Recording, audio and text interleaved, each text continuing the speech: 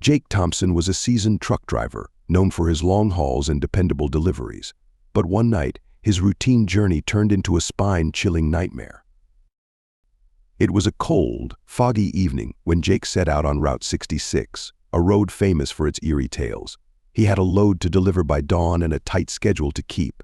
As the sun dipped below the horizon, the fog thickened, creating an unsettling atmosphere.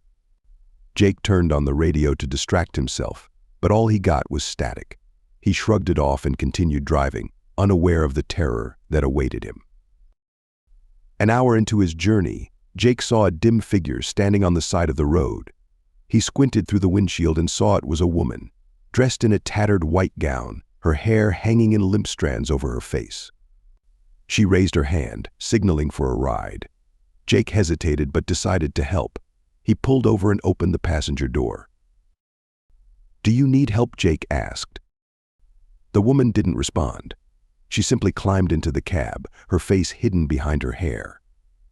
Jake felt a shiver run down his spine but shook it off, attributing it to the cold. "Where are you headed?" he tried again. "Just ahead," she whispered, her voice barely audible. "Please keep driving."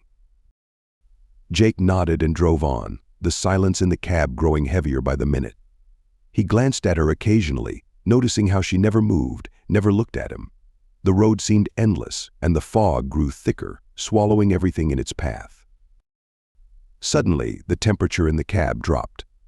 Jake could see his breath fogging up the windshield. He turned up the heater, but it made no difference. The woman began to hum a haunting tune, sending chills down his spine. "Is everything okay?" he asked, trying to keep his voice steady. The woman stopped humming and turned her head slowly to face him. Her eyes were hollow, empty sockets staring into his soul. Jake gasped and swerved, nearly running off the road. He hit the brakes, and the truck skidded to a stop. "Who are you?" Jake's voice trembled. The woman leaned in close, her breath icy against his skin. "I am lost," she whispered. "And so are you."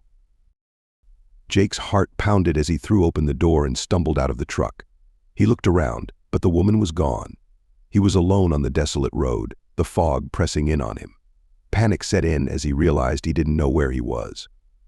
The road signs were covered in rust and moss, unreadable. Desperate, Jake climbed back into the truck and tried to start it, but the engine wouldn't turn over. The radio crackled to life, playing the same haunting tune the woman had hummed. Jake's hand shook as he fumbled for his phone, but there was no signal.